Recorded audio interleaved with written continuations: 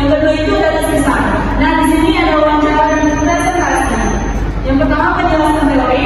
Tes lisan adalah jenis evaluasi pembelajaran yang melibatkan interaksi verbal antara pengajar dan siswa. Nah, tes ini biasanya dilakukan secara tatap muka atau dalam format virtual, di mana siswa diminta menjawab pertanyaan secara langsung atau memberikan presentasi tentang topik tertentu. Jenis tes ini sering digunakan untuk mengevaluasi kemampuan komunikasi verbal, pemahaman konsep, serta pemikiran kritis dan analisis siswa. Yang pertama itu ada wawancara. Nah, di sini wawancara adalah proses di mana pengajar mengajukan pertanyaan dan siswa menjawab secara langsung. Wawancara dapat dilakukan dalam bentuk formal, misalnya tes lisan individu, atau informal seperti percakapan atau kelompok. Nah, di sini ada presentasi. Nah, di sini juga ada kekurangan. Subjektivitas penilaian bisa tinggi, tergantung pada persepsi pengajar. Memerlukan waktu lebih lama jika dilakukan pada banyak siswa. Siswa yang gugup dapat menunjukkan hasil yang kurang optimal meskipun pemahamannya baik. Nah, yang bagian C ada contoh penerapannya. Di sini saya mengambil contoh penerapan dari teks wawancara antara guru dan murid. Baik, teman-teman bisa lihat sendiri di sini ada dialog antara guru dan murid. Nah, di sini ada presentasi.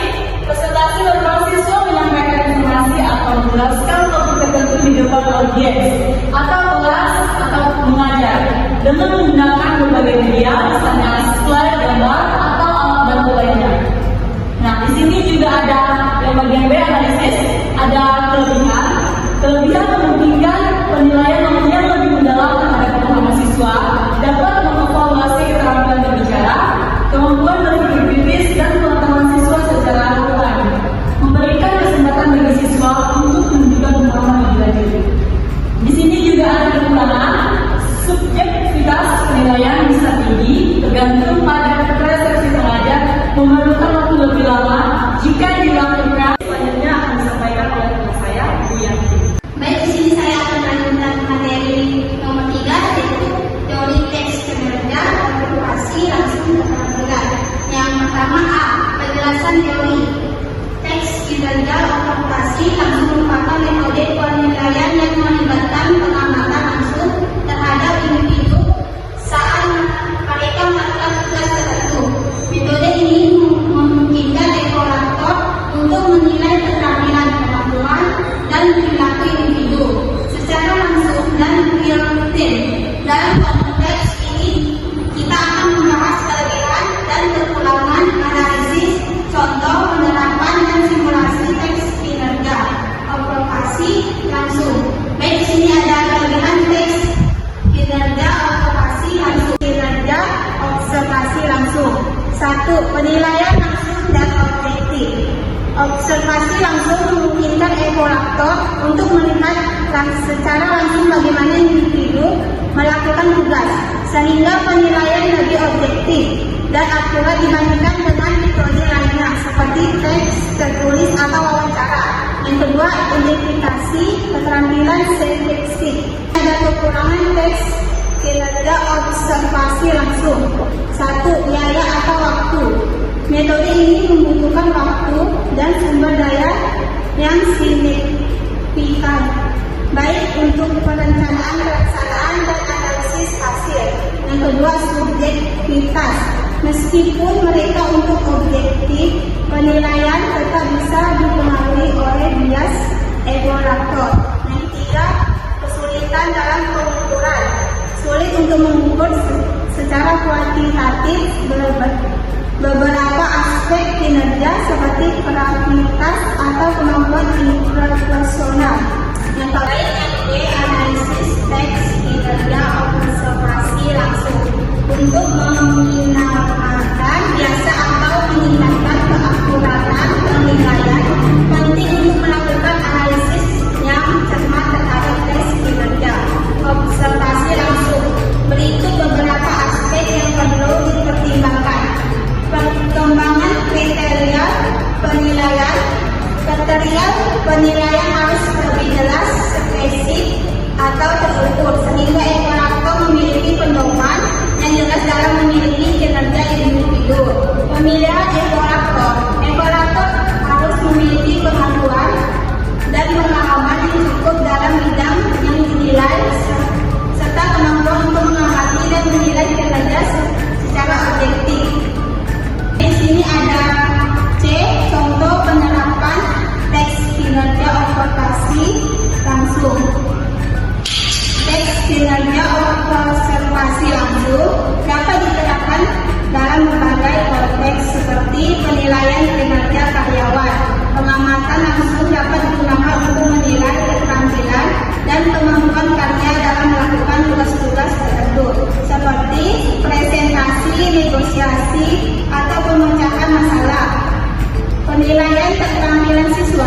dapat menggunakan observasi langsung untuk menilai keterampilan siswa dalam melakukan tugas-tugas di kelas, seperti eksperimen sains, presentasi atau diskusi kelompok, seleksi calon karyawan.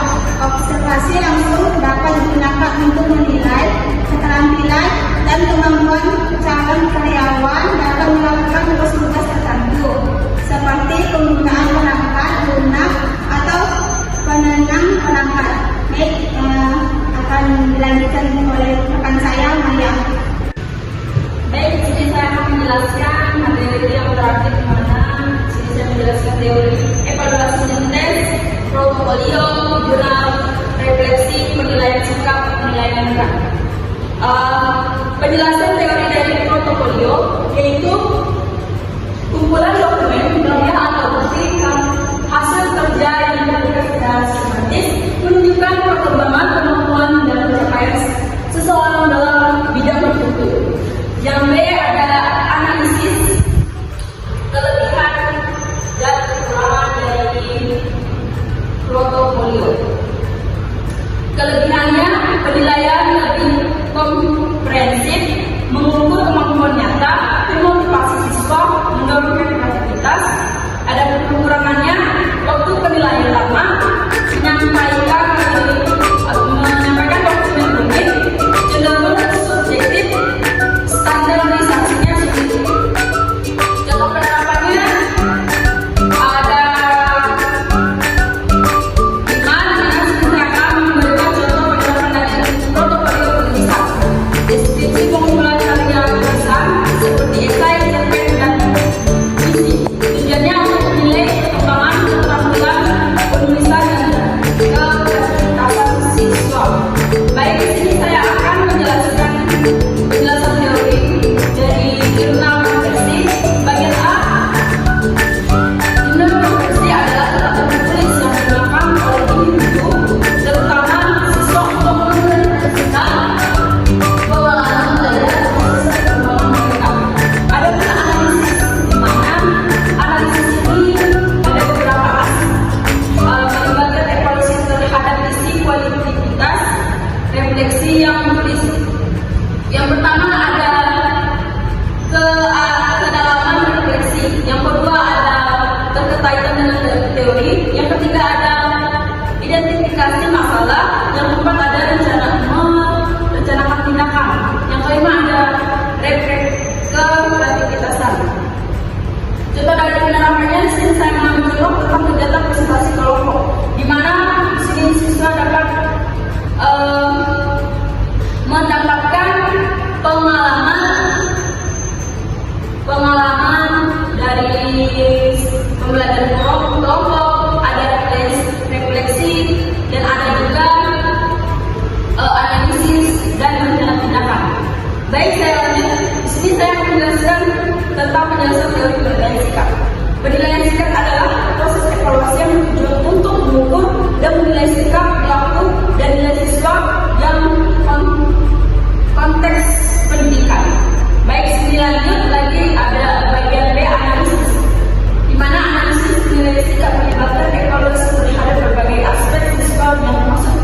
Pertama ada kesesuaian dengan standar, kedua ada indikator sikap, ketiga adalah metode penilaian, keempat ada dampak pembelajaran, yang kelima ada refleksi diri. Adapun contoh penilaian sikap saya mengambil konteks pendidikan, mana ada observasi sekolah, kuesioner sikap,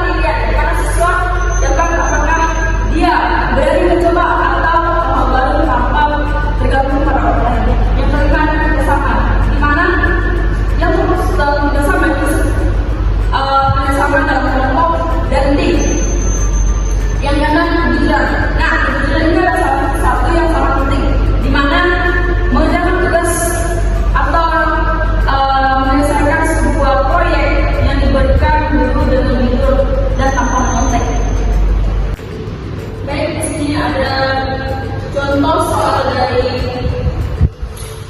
soal portofolio dengan redaksi dan penilaian singkat. Kita baik lanjut ke penilaian.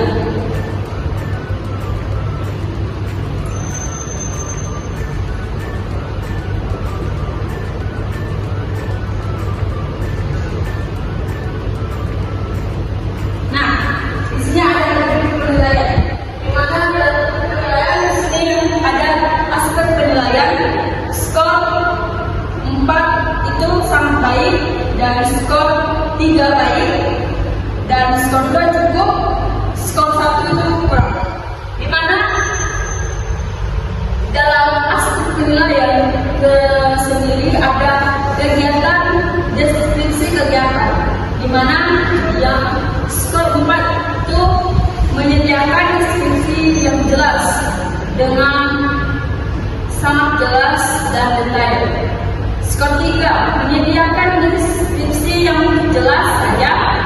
Ke skor 2 deskripsi kurang detail atau kurang jelas. Skor 1 kurang sekali, di mana tidak memberikan deskripsi kegiatan yang tidak jelas. Nah, ada pun pengalaman berkesan situasi. Nah, di sini